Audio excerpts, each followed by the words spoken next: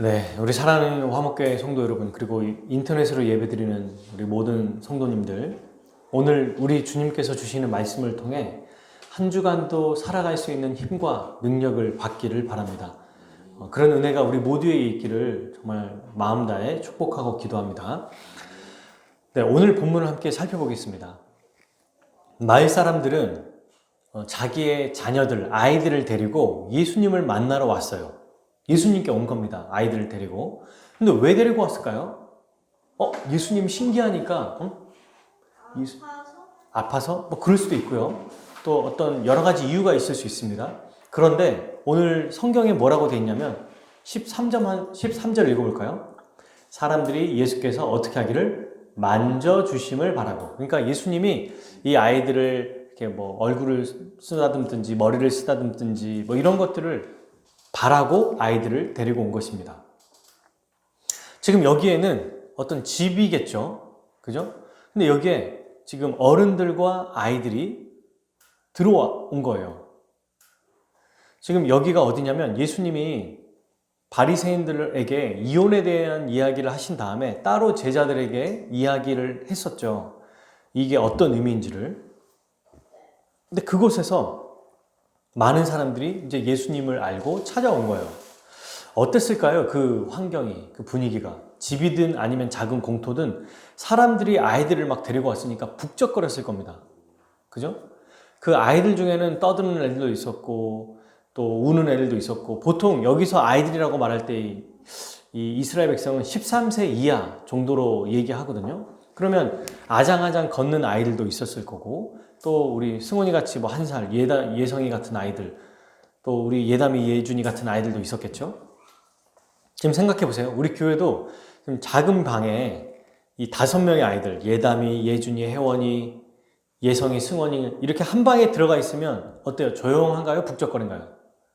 북적거리죠. 집에 한 번만 들어가도 막 누구는 저기 뛰어다니고 얘기하고 울고, 또 막 어떤 애는 또 확 뭐 왔다 갔다 하기도 하고 이러니까 5명만 돼도 조금 꽉 차다. 근데 거기에 부모들까지 있다고 생각해 보세요. 많죠. 지금 예수님 앞에 많은 사람들이 여러 자녀들을 데리고 지금 이 자리에 와 있는 겁니다. 그러니까 얼마나 나름 좀 시장통 같이 막 시끄러울 수도 있고 뭔가 북적북적 거리는 그런 상황인 거예요. 그리고 이때 어떤 상황이냐면 우리 아이들을 예수님이 만져주시겠다. 머리에 이렇게 만져주시거나 쓰다마 주시면 얼마나 좋을까. 이런 기대감을 가지고 멀리서부터 온 사람도 있었을 거고, 가까이에 사는 사람도 있었을 거고, 아마 많은 사람들이 있었을 겁니다. 그리고 이때 이제 딱 들어오자마자 아이들이 예수님 하면서 막 달려오잖아요. 꼬마아이들은 잘 몰라도 그 분위기상 안다는 거예요. 예수님이라고 막 달려와요. 달려가고 막 안으려고 그러고, 어떤 아이들은 부끄러워서 가고 싶은데 엄마 뒤에 숨어 있고, 이런 상황에 뭔가 약간 화기애애한 분위기가 연출됐을지도 몰라요. 근데 이때 갑자기 찬물을 끼얹는 것 같은 그런 듯한 일이 발생합니다. 갑자기 제자들이 딱 나타나서 부모들을 꾸짖어요. 아이들을 꾸짖습니다. 성경에는 나와 있지 않아요. 꾸짖었다라는 얘기만 나오는데 뭐라고 얘기했을까요? 생각해보면 이렇습니다. 지금 뭐 하는 거야? 지금 이 자리가 어떤 자리인데 애들 데리고 와! 이런 거죠. 감히 누가 우리의 허락도 안 받고 예수님이 계신데 이런 하찮은 애들을 데리고 와! 빨리 데리고 안 나가! 이렇게 말했을 거예요. 여러분, 지금도 만약에 우리 집이나 아니면 우리가 한 어떤 행사에 뭐 서울시장 혹은 구청장만 와도 아이들이 막 왔다 갔다 하는 거를 우리가 내버려 둡니까? 아니죠. 출입 자체를 못하게 해요. 떠들고 이런 애들은 아예 그냥 번외로 다른 곳에 오게 하거나, 정말 그 앞에 있는 이 출입 통제하는 사람들이 철저하게 그걸 한단 말이에요. 그 사람들이 별 얘기를 안 하고 그냥 편안한 자리임에도 불구하고 함부로 이런 일들이 벌어지지 않도록 조금만 이 세상에서도 유명한 사람이나 좀 지위가 높은 사람들조차도 이렇게 한다는 거죠. 그러니 이 당시에는 예수님 앞에 사람들이 오고 또 함부로 오려고 하는 것들을 제자들이 막았다는 것입니다. 그리고 아이들은 당시에 예전에도 얘기했지만 노동력이 없으니까 하찮은 존재로 여겼어요. 시끄럽고 그냥 클 때까지는 어쩔 수 없는 별 볼 일 없는 존재라고 생각했던 것입니다. 그러니 이런 게 더 심했겠죠. 제자들에게 책망을 받은 사람들은 어땠을까요? 데리고 오면 안 되는구나. 우리가 실수했구나. 아마 주눅 들고 실망했을 것 같아요. 우리가 한번 생각해 봅시다. 예수님이 저기 어디에 계신데요. 그래서 차를 타고 2시간 동안 이제 만나러 갑니다. 딸은 막 다 간다는 거야. 어떤 집도 가고 저기도 간다고. 그러니까, 우리도 한번 만나러 가자. 우리 애들 한번 조금이라도 만져주시기를 바라자. 이러면서 이제 갔는데, 딱 도착해서 뭔가 막 기대하는 분위기고 기분이 좋은데, 사람들이 그 앞에서 뭐 하고 있냐면, 막 기다리고 있어요. 근데 그때 제자리에 나서가지고, 지금 뭐 하는 거야? 다 저리로 안 가! 혼내고 있는 거예요. 굉장히 아마 위축되지 않았을까. 분위기가 쏴 있을 거예요. 멀리서 오든 가까이서 오든 아이들을 만져주시기를 바랬는데, 여러분 이게 왜 가능할까요? 왜 이런 마음이 있었을까요? 불과 얼마 전에 제자들에게 예수님이 누가 크냐고 싸우고 있는 제자들에게 무사람의 끝에 있는 자가 가장 큰 자다. 섬기는 자가 제일 섬김을 받을 거다라고 말씀하시면서 그들에게 시청각 교육이죠. 직접 보여주시려고 어떤 행동을 하셨죠? 맞아. 어린 아이를 제자들 가운데 딱 세우신 다음에 그 아이를 껴안고 어린 아이를 영접하는 것이 곧 나를 영접하는 것이다 라고 아예 직접 말씀하셨거든요. 근데 지금 이 제자들은 그 사건을 기억도 못해요. 그게 몇 년 전도 아니에요. 불과 얼마 안 지난 일이잖아요. 이런 어린 아이들과 같은 자들을 배척하지 말아야 된다. 이런 아이들을 오히려 영접해야 된다. 9장 37절에 나오죠. 이렇게 얘기했어요. 근데 이들은 쫓아내고 꾸지람을 준 것입니다. 이걸 지켜본 예수님이 어떻게 하셨을까요? 노하셨어. 이렇게 중요한 자리인데 애들을 감히 데리고 와? 내가 지금 중요한 얘기하고 있는데 애들 이렇게 떠들게 냅둘 거야? 잘했어. 역시 내 제자들이다. 이렇게 말씀하시지 않았죠. 제자들을 옹호하고 사람들을 핀잔주지 않았습니다. 예수님은 14절 한번 읽어봅시다. 시작. 예수께서 보시고 노하시어 이르시되 어린아이들이 내게 오는 것을 용납하고 금하지 말라. 하나님의 나라가 이런 자의 것이니라. 아멘. 네, 14절. 노하셨다. 분노하셨습니다. 여러분 제가 이 장면을 보고 맞아. 예수님 노하시고 분노하시는 일들이 꽤 있으니까 이번에도 그렇게 하셨나 보다라고 생각했는데 아닙니다. 이 장면은 복음서에서 예수님이 화를 내신 유일한 장면이에요. 뭐 사탄의 자식들아 막 이렇게 얘기도 하고 뭐 독사의 자식들아 라고 얘기도 하고 또 화 있을진저 이런 얘기도 하셨잖아요. 근데 그거는 이 단어가 쓰여 있지 않습니다. 그냥 뭐 경고하시거나 한탄하시거나 책망하셨다라는 단어가 나오지 분노를 나타내고 표출했다는 단어는 유일하다는 거예요. 이 단어가. 가장 사랑하는 제자들 앞에 그들이 했던 행동을 때문에 바리새인과 서기관들에게도 하지 않았던 이 행동들을 했다는 거죠. 분노하신 겁니다. 예수님은 자기에게 오는 이 아이들을 막는 제자들에게 분노하셨어요. 그리고 이렇게 말씀하시죠. 어린 아이들이 내게 오는 것을 용납해라. 그리고 금지하지 마라. 그대로 놔둬라. 왜요? 하나님의 나라, 주님의 나라에 들어가는 사람은 이런 아이들의 것이기 때문이다. 그러니까 예수님이 화내신 이유가 뭐냐면 하나님 나라의 복음을 선포하셨잖아요. 근데 이 복음을 듣고 이 나라에 들어왔으면 하는 예수님이 생각하는 대상들이 있습니다. 예수님이 선포한 복음을 통해서 듣고 들어오기를 바라는 자들이 있었다는 거예요. 그죠? 그러니까 복음을 전한 거 아니겠습니까? 그런데 그런 자들이 누구냐면 이런 어린 아이와 같은 자들이라는 겁니다. 어린 아이도 분명히 포함이 되겠죠. 그런데 어린 아이와 같은 자들이다라고 할 때 그러면 이 어린 아이와 같은 자들이 어떤 사람을 뜻하는가를 살펴봐야겠죠. 어린 아이는 약자들입니다. 여러분, 당시에 이 어린 아이들은 지금도 마찬가지예요. 부모가 없으면 아무것도 할 수 없습니다. 이 아이들이 만약 지금 우리 아이들 지금 정말 예담이까지도 그냥 부모가 없이 가만히 내버려두면 얼마나 살 수 있을까요? 많이 못 살 거야 실제로. 여러분 소년 소녀 가장을 보면 실제로 이제 그런 더 어렸을 때, 제가 어렸을 때 이제 보면은 그런 분들은 어른들이 도와주지 않으면 실제로 밥을 해 먹는다고 해도 그렇고, 뭐 밥도 못 해 먹고, 뭐 해 먹는다 해도 얘네들이 씻는 거나 뭐 설거지나 이런 걸 잘 못하니까 병에 걸리거나, 그러니까 어른들이, 누구든 어른이 와서 돌봐주지 않으면 거의 다 죽게 되는 경우가 많아요. 그죠? 이때 당시에는 더 심했을 겁니다. 약자잖아요. 부모가 없으면 아무것도 할 수 없는 자들이었습니다. 그대로 두면 얼마 살지도 못하는 자들이었던 거죠. 그러니까 이런 사람들을 바로 어린아이와 같은 자들이다. 그러니까 이 세상에서 무시당하고 기댈 것 없는 연약한 자들을 말하는 겁니다. 타인의 도움이 없으면 살아갈 수 없는 존재가 바로 어린아이 같은 자들인 거예요. 예수님은 왜 화를 내셨냐면 바로 이런 자들을 위해서 이 땅에 오신 거잖아요.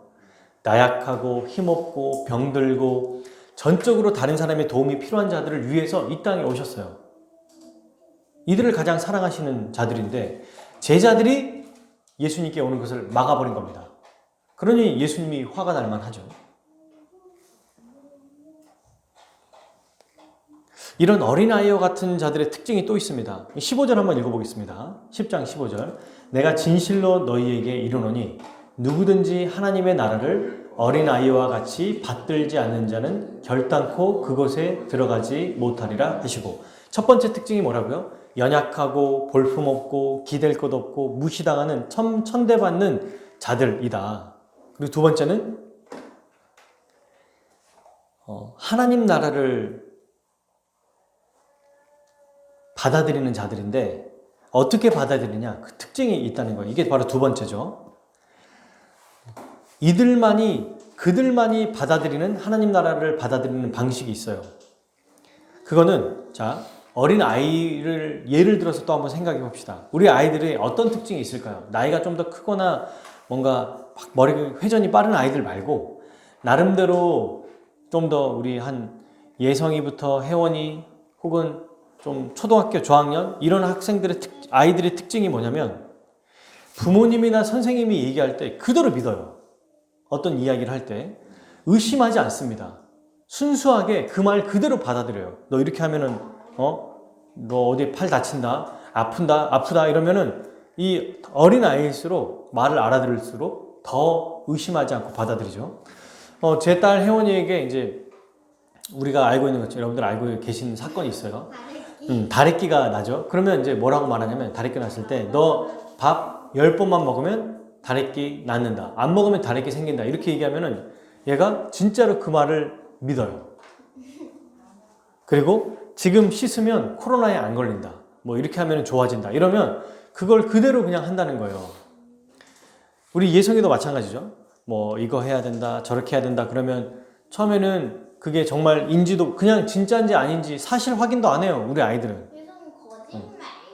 그러면서도 이제 있는 그대로 가식 없이 순수하게 받아들이기도 한다는 거예요.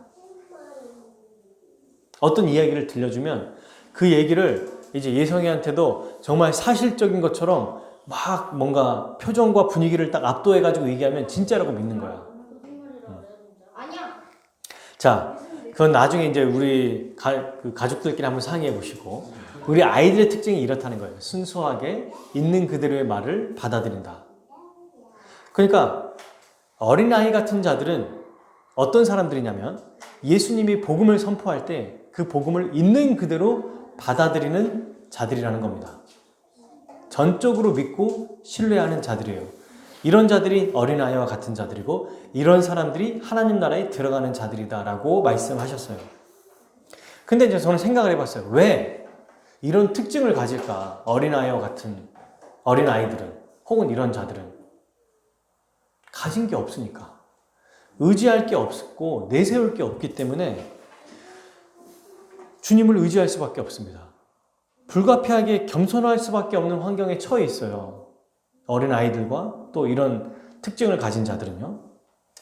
근데 이런 사람들을 보고 우리 이 세상은 뭐라고 말하냐면 아휴 한심하다, 불쌍하다, 너희들은 그것밖에 못하냐 하고 무시하고 천대하거든요. 근데 예수님은 이런 어린아이 같은 자들, 혹은 이런 특징을 가진 자들, 힘없고 나약하고 내세울 곳 없고 의지할 게 없는 자들에게 뭐라고 하시는 줄 아십니까? 복이 있다. 너희들은 복이 있는 자들이다. 왜요? 이 세상에 가장 지혜로운 것이 우리 주님을 의지하며 살아가는 것이니까. 마태복음 5장 3절 10절 아시죠? 심령이 가난한 자는 복이 있나니 천국이 그들의 것입니다. 가난하기 때문에 의지할 것이 있기 때문에 의지해야 될 뭔가가 없으니까 주님을 의지할 수밖에 없지 않습니까? 이게 복이라는 거예요. 오늘날 이 세상은 여러분 어떻습니까? 의지할 것이 없게 만들고요. 혹은 아주 사라질 것들을 의지하게 만듭니다. 그리고 돈과 여러 가지 편안함과 안락함 때문에 주님을 의지하지 못하게 만들어요. 또는 다른 것들로 충분히 내가 이런 걸 얻으면 더 나아진 사람이야. 괜찮을 거야. 불안하거나 심리적으로 안정이 안 될 때 많은 사람들이 어디로 향해 갑니까? 백화점에 가요. 쇼핑몰에 가요. 거기서 뭐예요? 소비하면서 자기의 정체성을 찾는 거야. 아, 명품 브랜드, 이 정도의 지금 이게 한정판이래. 신발 하나 가지고도 이거는 잘 사는 사람뿐만이 아니에요. 여러분, 제가 외국에 보니까 우리나라도 그래요. 마이클 조던이라고 하는 그 유명한 농구 선수가 있죠. 저희 때 아주 최고의 스타였습니다. 지금도 마찬가지죠, 이분은. 근데 조던 시리즈라는 신발이 있대요. 저는 그 실제로 어머니가 짝퉁을 한번 사준 거, 중학교 때였나? 그때 이후로 산 적이 없어요. 그때도 지금도 기억나요. 근데 그 가짜인데도 4만 원인가 5만 원이었어요. 그 신발이. 세상에. 진짜는 그때만 해도 12만 원, 15만 원, 뭐 3배였던 거예요. 제가 중학생이었는데. 그런데 여러분, 지금도 그 빈민가나 어려움에 처한 뭐 흑인들이나 아니면 또 스페니시나 어려운 사람들도 자기 나름대로 생각하는 프라이드가 있는데요. 이 신발 하나에 몇만 원 하지 않아도 그게 한정판은 뭐 몇백만 원까지 한답니다. 그거를 잠도 안 자고 한 하루 전부터 텐트 쳐갖고 기다리는 거야. 그거 살라고. 돈 많은 사람들은 명품 매장에 가서 사람들이 안 사는 거, 한정판을 사지만 돈 없는 사람들조차도 그런 것들을 꿈꾸고 구하는 사람들도 있어요. 왜요? 왜일까요? 이 세상이 우리를 그리스도를 의지하기보다 우리가 연약하고 또 우리가 의지할 게 십자가보다는 이 세상의 것들을 의지하게 만드는 방법을 사용하기 때문입니다. 세상은 그래요. 우리 힘으로 이것들을 해결할 수 있다고 착각하게 만들어요. 예수 그리스도를 의지하지 않게 합니다. 어린 아이들 같이 그냥 말씀하시면 있는 그대로 받아들이기보다 의심하게 하고요, 재개하고요, 따지게 하고 또 생각하게 하고, 이것보단 이게 더 낫지. 당장 뭔가 해결될 만한 것들이 생각나게 하므로 그걸 더 붙잡게 만들어요. 그리스도를 의지하기보다 그냥 더 생각이 많아지는 거예요. 더 가진 게 많으니까, 활용할 게 많으니까 주님보다 다른 것을 더 찾게 되는 것입니다. 주님의 은혜가 없으면 하루도 살 수 없다라고 고백하는 자들이 어린아이와 같은 자들인데, 많은 사람들은 이 세상의 유혹에 넘어가서 어린아이와 같은 마음 갖지 않습니다. 가진 게 있거든요. 지금 풍족해요. 우리도 생각해 보십시오. 풍족하고 뭔가 건강하고 이럴 때는 주님을 별로 찾지 않거든요. 근데 가진 게 없거나 힘들거나 어렵거나 건강하지 않거나 연약하거나 뭔가 내 힘으로 안 될 때 그때 주님을 더 의지하지 않습니까? 그러니 이게 복이고 은혜입니다, 여러분. 진짜 주님이 내버려 두신 자는 승승장구하고 돈과 명예와 건강과 자식과 이 세상에 거칠 것 없이 살아가요. 그건 주님의 자녀가 아닙니다. 그렇게 해서는 주님을 의지하지 않거든요. 그러나 잘 살다가도 어떤 어려움에 처하고 또 힘든 일에 처하고 내가 문제가 없으면 자녀의 문제 혹은 부모의 문제, 배우자의 문제, 여러 가지 그 문제들을 통해서 주님 앞에 엎드리게 해주시는 거예요. 그래서 우리는 오늘 이 말씀을 보면서도 내가 왜 나에게는 이런 걸 안 주실까, 주님이? 왜 나에게는 이런 것들을 채워주시지 않을까가 아니라 어린아이와 같은 믿음 주시려고 나에게 이런 거 허락하시는구나. 내가 돈이 없는 것, 우리 교회가 정말 더 승승장구하고 잘 됐으면 좋겠는데 그게 아닌 것은 어린아이와 같은 이 마음 주시는 거구나. 은혜 없이는 살 수 없는 자로 복을 주시는 것이구나. 심령이 가난하게 하시는구나. 애통하게 하시는구나. 이걸 기억해야 됩니다. 왜요? 이런 자들을 우리 주님은 가장 사랑하십니다. 여러분, 돈이 많고 유명하고 건강하고 이런데 주님이 안 사랑하면, 주님이 별로 관심이 없으면 이 사람은 가장 불행한 사람입니다. 아무리 이 세상에서 잘 되고 유명하고 성공하고 잘나도 주님의 관심 밖에 있으면 가장 불행한 사람이라고요. 근데 주님은 누구를 향해 있죠? 그분의 눈이 어디를 향해 있어요? 지금도. 돈이 아니라 명예도 아니고 가장 힘들고 어려운 자들, 의지할 게 없는 자들, 아픈 자들, 힘든 자들, 연약한 자들, 이런 자들에게 그분의 온통 관심이 쏠려 있습니다. 그러므로 사랑하는 여러분, 우리가 주님 앞에 혹시 거칠 만한 것들이 있습니까? 주님 앞에 온전히 나가지 못하게 하는 게 있나요? 온전히 주님 앞에 정말 있는 그대로 나가지 못하게 하는 게 무엇입니까? 그러면 그것을 우리가 깨트려야 됩니다. 만약 그게 돈입니까? 아, 돈이 있으니까 좀 안전해. 아, 역시 이번 한 달 생활비가 넉넉하니까 주님을 의지하지 않아요? 그러면 돈에 대해서 여러분 잘 생각해 봐야 돼요. 그걸 깨트리고 내가 더 주를 위해 살 수 있는 방법을 생각해야 됩니다. 그걸 의지하지 않아야 돼요. 건강입니까? 아, 내가 몸 건강하니까 괜찮아. 그러면 역시 건강도에 있어서 다시 한번 생각해 봐야 돼요. 내가 이 몸을, 건강한 몸을 어디에 대해 쓰고 있는가? 누굴 위해 쓰고 있는가? 또 어떤 지위입니까? 사회적 지위? 그럼 그것 때문에 내가 힘들고 어려운 일을 내 힘으로 해결하지 뭐, 내 능력으로 해결하면 돼 라고 생각합니까? 그것도 안 돼요. 힘과 돈과 건강과 자기 능력과 지위로 해결하는 사람은 우리 하나님 아버지의 은혜를 얻지 못합니다. 왜요? 은혜를 의지하지 않으니까. 그분께 매달리고 엎드리지 않으니까. 그러나 주님은 누구를 원하신다고 했어요? 제자들이 아니라 어린아이 같은, 진짜 어린아이 같은 자들을 원하신다고 말씀하셨습니다. 자기의 12제자를 부르시고 지금 제자도에 대해서 얘기하고 계시잖아요. 그러면 제자들에 대해서 좋은 마음을 갖고 그들을 지금 가르치고 있는 상황인데 누구처럼 돼야 된다고 말하고 있어요? 어린아이와 같이 돼야 된다. 어린아이의 좋은 특징들이 말씀드렸어요. 순수하고 있는 그대로 받아들이고, 그러나 그들의 특징은 힘없고 나약하고 연약한 것. 뭔가 여러분 이걸 기억할 때 우리가 이 땅에서 더 내가 잘 되고 뭔가 더 힘을 얻어서야 내가 잘 살 수 있을 거야. 그래, 내가 돈이 없으니까 이렇게 무시당하지. 이게 아니고 그 자체가 복이라는 겁니다. 무시당하는 거, 건강하지 않는 거, 또 혹은 우리가 돈이 없는 거, 지위가 상대적으로 낮은 것, 이런 게 복이라는 거예요. 이게. 이런 걸로 어린 아이와 같이 우리를 만들어 가시는 겁니다. 그러므로 얼마나 감사한 일입니까? 여러분, 우리에게 어려움이 있는 것, 신자는 다 한 가지 이상씩 어려움들이 있어요. 그 어려움을 주님이 이겨내게 하시지만 동시에 그 어려움을 통해서 주님을 더 의지하게 만들어 주십니다. 그리고 그분 앞에 나오게 하시죠. 그럼 여러분, 우리 스스로 우리를 잘 생각하고 파악해야 됩니다. 자기는 상대적으로 연약하지 않다고 생각하지만 여러분 생각해 봅시다. 주님 앞에는 연약하지 않은 자가 없어요. 우리는 다 죄인이었고요.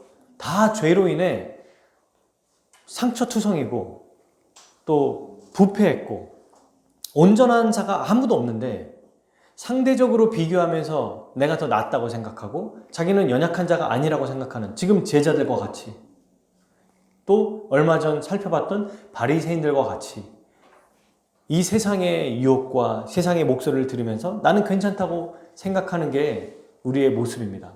그럴 때마다 어떻게 해야 되죠? 이 말씀을 기억하고 내가 원래 어떤 자였는지 기억해야 됩니다. 연약한 자였고 또 여전히 주님의 은혜가 없으면 이 하루도 살 수 없는 존재구나 라는 것을 기억해야 돼요. 이렇게 여러분 실제로 어렵고 힘든 자들은 어떻게 합니까? 주님 앞에 나아갈 수밖에 없어요. 의지할 게 없으니까. 힘든 일이 있고 어려운 일이 있으면 누구에게 상의할 게 없어요. 더 이상 의지할 게 없습니다. 그러니 주님께 나아갑니다. 근데 우리 주님 어떻게 하시죠? 팔 벌려 안아주세요. 사랑하는 여러분, 주님 앞에 나아갈 때 우리 주님은 거절하지 않으시고 기다리고 계십니다. 문제들을 가지고 나오기를 원하세요. 뭔가 내가 좀 더 갖추고 주님 앞에 나가야지. 좀 나은 모습으로 나가지. 아니요. 있는 모습 그대로 나오기를 원하시고 부족하고 연약한 모습으로 나오기를 원하십니다. 왜요? 그래야 주님의 은혜를 받을 수 있잖아요. 그래야 주님이 역사하실 수 있잖아요. 완벽한 사람에게 역사한들 그가 그 은혜를 감사하겠습니까? 기뻐하겠냐고요. 그러므로 계산하지 말고 재지 말고 주님 앞에 나아갑시다. 지금도 있는 그대로 우리가 먼저는 뭘 알아야 되냐면 내가 괜찮아 충분해 라고 생각하지만 잘 생각해보면 얼마나 우리가 지금 여전히 주님의 이 은혜가 필요한지를 알게 될 거예요. 생각을 골똘히 안 하니까 돈이 어느 정도 있고 나름대로 조금 건강하고 사회적 지위가 나름 괜찮으면 그냥 그걸로 마치 만족하고 충분하다고 생각하는데 조금만 더 깊이 생각해보면 얼마나 우리가 부족함과 연약함 투성인지를 알 수 있다는 거예요. 그걸 기억하고 주 앞에 나아가야 됩니다. 이렇게 나아갈 때 우리 주님이 어떻게 하셨죠? 16절 그 어린아이들을 안고 그들 위에 안수하시고 축복하시니라. 사람들은 부모들은 자기 아이를 만져주기만을 원하셨어요. 그리고 데리고 왔는데 그리고 이 연약한 아이들, 이 부족한 자들을 데리고 왔잖아요. 그랬더니 우리 주님이 어떻게 했습니까? 그들이 생각했던 것, 그들이 바라는 것 이상으로 채워주셨어요. 만져준 정도가 아니라 안아주시고 안수해주시고 축복해주셨습니다. 이게 뭘 의미하죠? 주님 앞에 겸손하게 간절하게 주 앞에 나오는 자들에게 우리 주님은 그가 바라고 원하는 것보다 훨씬 더 풍성하고 더 놀랍도록 채워주신다는 얘기예요. 우리 주님이 이런 분이십니다. 똑같이 연약하고 부족할지라도 주님 앞에 나아가느냐 나아가지 않느냐. 실제로 말씀드렸어요. 연약한 자들인데 주님의 도움이 필요한 자들인데 착각하고 있어요. 도움이 필요 없다고. 이 정도면 다른 사람보다 나는 좀 더 도움은 좀 덜 필요해. 이 정도 사회적 지위도 있고 건강도 하고 돈도 좀 있고 나름대로 중산층이고 혹은 이 정도면 좀 살고 있는 거 아니야? 좀 살만하잖아. 일반적으로 살아가는 사람들 중에서도 나름 괜찮아 라고 하면서 주 앞에 나아가지 않으면 자기 스스로 괜찮다고 생각합니다. 그리고 어느 순간 이 세상의 유혹에 편안함과 안락함에 젖어들어서 거짓 평안에 젖어들며 살아가죠. 힘들고 어려운 일이 있을 때마다 어떻게 합니까? 세상의 돈과 힘 있는 자를 의지해요. 주를 의지하지 않습니다. 그리고 더 어려울 때마다 나는 문제가 없다고 생각합니다. 이러면 이런 사람들이 점점 이제 이 오만함, 이 교만함이 점점 심해지면은 제자들과 같이 바리새인들과 같이 될 수 있어요. 여러분, 이 말씀은요, 어린 아이가 있고 또 어린 아이와 같은 자들이 있고 그렇지 않은 자들이 있다라고 말하는 게 아니고 모든 사람이 다 어린 아이와 같은 자들인데 주님이 보시기에 다 연약한 자들이고 다 주님의 도움이 필요한 자들인데 정말 그것을 바르게 인식하고 나오느냐 아니면 바르게 인식하지 않고 나오지 않느냐 이 차이가 있을 뿐이에요. 나는 좀 괜찮아가 아니라니까요. 세상이 그렇게 만드는 거지 우리는 다 주님 앞에 엎드려야 되고 그분의 도움이 필요해요. 하루도 한순간도 주님의 은혜가 없으면 늘 딴짓하고 딴 생각하고 다른 길로 갑니다. 그게 우리예요. 그게 지난주까지 어제까지 은혜로 잘 살았고 내가 뭔가 충분히 괜찮은 사람이라고 생각했는데 아침에 딱 일어나서 딱 헛짓거리하고 딱 딴짓하고 또 뭔가 죄짓고 이게 바로 우리라는 겁니다. 이게 과거에 몇십 년 동안 주의 말씀대로 살았을지라도 오늘 하루도 주님의 은혜가 있어야 바르게 살아갈 수 있어요. 이번 한 주도 마찬가지예요. 그동안 해왔던 것들이 필요하지 않습니다. 어린아이는 어제까지 먹여줬으니까 혹은 어제까지 이렇게 잘 살아왔으니까 오늘은 좀 괜찮아 이러지 않아요. 항상 날마다 언제나 부모를 바라보고 부모의 말씀에 쫓아 귀 기울입니다. 어린아이들은 순수하니까. 있는 그대로 보고 믿고 따라와요. 가자 이걸 해야 된다라고 얘기하면 정말 어린아이일수록 그 부모의 말을 잘 따라오죠. 제가 실제로 예전 꽤 오래된 일인데요. 이제 어떤 엄마가 아이를 데리고 그 당시 맥도날드에 이제 맥도날드에 아이스크림을 팔잖아요. 근데 제가 갔던 데는 맥도날드는 아니었고, 맥도날드가 있는데 그 백화점 안에 있는 맥도날드여가지고 롯데리아인지 맥도날드인지 기억이 안 나요. 근데 이 아이가 초등학생이 아니고 유치원생이었어요. 가방을 메고 있고 원복을 입고 있었거든요. 그래서 엄마랑 이제 뭐 자기가 만들었던 뭔지는 잘 기억이 안 나요. 근데 도화지로 뭘 그렸는지 두 손을 들고 이렇게 이제 엄마랑 같이 가다가 이제 뭐라고 얘기했나 보죠. 그래서 저기서 이제 얘는 기다리고 있고 이제 엄마가 아이스크림을 받는 장면을 제가 봤어요. 딱 받고 이렇게 주니까 얘가 한 6살 됐나? 5살 됐나? 가지고 있는 걸 그냥 그 자리에서 떨어뜨리고 이렇게 가는 거야. 아이스크림만 보고. 제가 그거 보고 굉장히 신기했어요. 다시 한번 깨달았어요. 주님이 말씀하실 때 주님을 의지한다는 게 저런 거구나. 그냥 지가 가지고 있는 게 그냥 떨어졌는지 어쩐지도 몰라요. 부모님은 이제 막 엄마는 막 그거 떨어졌다고 막 보고 있는데 얘는 그 관심이 없어. 그냥 아이스크림만 보고 계속 이렇게 가는 거예요. 마치 이렇게. 그 장면이 꽤 오래 지났는데 아직도 생각이 나거든요. 진짜 어린아이와 같은 순수함, 있는 그대로 받아들이는 것, 정말 말씀하시면 그대로 받는 것, 다른 거 생각하지 않는 것, 다 떨쳐버리고 그것만 향해 가는 것, 이런 믿음이 우리에게 있어야 된다는 겁니다. 이게 어린아이와 같은 자들의 특징이에요. 근데 실제로 바리새인과 같은 자들은 어떤 특징을 갖냐면 그들은 자기의 이 똑똑함, 자기가 가진 것 때문에 순종하기보다 계산하고 판단하고 또 주님을 의지하지 않습니다. 저희 어머니가 이제 그 치료를 받고 계시잖아요. 그래서 제가 이제 치료를 알아보다가 어떤 좋은 치료에 대해서 좀 알게 된 게 있습니다. 제가 직접 알려주지 않았는데 이제 어머니를 통해서 몇몇 사람들이 좀 알게 됐어요. 그래서 어머니가 이제 얘기해 주시고 저는 모릅니다. 아들이 좀 알려줬어요. 라고 해서 이제 저를 통해서 몇 분에게 연락을 제가 받은 적이 있습니다. 어머니 통해서만이 아니라 또 전에 말씀드린 것처럼 다른 교회 그 어떤 사모님을 통해서 저에게 또 연락 오신 분들이 있어요. 근데 제가 이제 많은 한 4-5분이랑 전화를 했는데 두 가지로 딱 나뉩니다. 제가 이제 그 방안에 대해서 이제 얘기할 때 정말 필요하고 또 순수하고 이런 분들은 그 방안에 대해서 알려줘서 감사하다고 하고 오히려 그 방안을 통해 어떻게 하면 그걸 또 잘 받아들일 수 있고 어떻게 하면 그런 걸 구할 수 있는지 아니면 어떻게 이거를 또 내가 받은 다음에 해야 되는지 이런 바로 이제 이미 자기가 그걸 하겠다는 마음을 먹고 그 이후의 것들을 저랑 이제 오히려 얘기를 나눠요. 이거 한 다음에는 어떻게 해야 되는지 그 이후에는 또 몇 달 더 해야 되냐 이런 얘기를 나누고 아주 잘 받아들여요. 그러니까 별로 대화할 게 없습니다. 근데 돈이 많고 똑똑한 사람들이 있었거든요. 실제로 제가 통화했던 몇몇 사람들이 잘 믿질 않아요. 저한테 요구하는 게 뭐냐면 효과가 있냐, 증명됐냐, 논리적으로 맞냐 계속 이런 얘기만 하고 충분히 검증이 됐고 다른 사람들은 말했는데 그걸 자꾸 의심하는 거예요. 그래서 오히려 시간이 훨씬 더 오래 걸립니다. 진이 빠지고 자기의 지식과 경험으로 받아들이지 않는 거예요.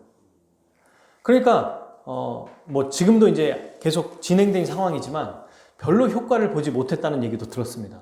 또 어떤 분들은 그렇게 제가 아주 힘 빠지게 1시간, 2시간씩 얘기를 해줬는데도 결국 택하지 않는 것을 봤어요. 그게 꼭 했냐 안 했냐가 중요한 게 아니라 제가 이 말씀을 보면서 그분들이 생각이 났습니다. 정말 오히려 절박하고 좀 많이 배우지 못하고 별로 돈이 없는 사람들은 그냥 그게 옳다고 하면 거기에 막 올인해서 뭔가 도움이 된다고 생각하면 정말 열심히 뛰어들어서 좋아지는 결과가 있는데 아닌 사람들은 오히려 더 안 믿어요. 안 믿는 사람들은 신뢰하지 않아요. 이걸 보면서 어린아이와 같은 자들이 어떤 자들이어야 되는지를 한 번 더 생각하게 되었습니다. 사랑하는 여러분, 말씀을 맺겠습니다. 우리는 우리 주님이 말씀하신 것처럼 모두 다 어린아이와 같은 자들이에요. 그걸 몰라서 그렇지. 그걸 아니라고 거부해서 그렇지. 우리는 다 어린아이와 같은 자들입니다. 그러므로 순수하고 겸손한 마음으로 날마다 주님 앞에 나아갑시다. 주님 앞에 나아가는 자는 주님이 두 팔 벌려 안아주시거든요. 그리고 풍성한 은혜 가운데 살아갈 수 있도록 도와주십니다. 자기 앞에 나아가는 자를 배척한 적이 없어요. 우리 주님은. 안 나가니까 그렇지 나갔던 자들 중에 배척받은 자가 없어요. 우리 주님은 불쌍히 여겨주시고 긍휼을 베풀어 주십니다. 심지어 여러분 바리새인들이 이렇게 악한 마음으로 나갔을지라도 그들에게 답변해 주시잖아요. 그죠? 저리 가! 이러면서 아예 말조차도 섞어버리지 않는 게 아니라 아예 제자들에게 저기 바리새인들이 있으면 쫓아내버려라고 하시지도 않았어요. 그냥 악한 자일지라도 주님 앞에 나올 때 주님이 응답하시고 말씀해 주시는데 전적으로 주님을 의지하고 주의 은혜를 간구하는 자에게 어찌 내버려 두실 수 있겠습니까? 그러므로 여러분 주님 앞에 나아갑시다. 주님 앞에 나아갈 때 어떤 마음을 가지고 있어야 될까요? 내 스스로 어떤 존재인지를 기억해야 됩니다. 연약한 자구나. 내가 주님의 은혜가 필요한 자구나. 그러기 위해서는 뭐가 필요하죠? 십자가의 은혜가 필요해요. 십자가를 기억해야 됩니다. 2000년 전에 십자가에서 돌아가신 우리 주 예수 그리스도의 은혜를 기억해야 됩니다. 그럴 때 우리는 겸손해질 수 있어요. 베드로전서 5장 6절에 이렇게 돼 있죠. 그러므로 하나님의 능하신 손 아래에서 겸손하라. 때가 되면 너희를 높이시리라. 여러분 말씀을 들을 때 어떻게 해야 될까요? 있는 그대로 받아들이고 그 말씀 앞에 납작 엎드리는 삶. 그게 바로 전적으로 예수님을 믿고 신뢰하는 삶입니다.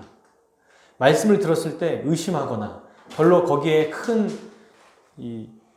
비중을 두지 않는 사람은 자기가 믿고 있는 다른 뭔가가 있다는 거거든요.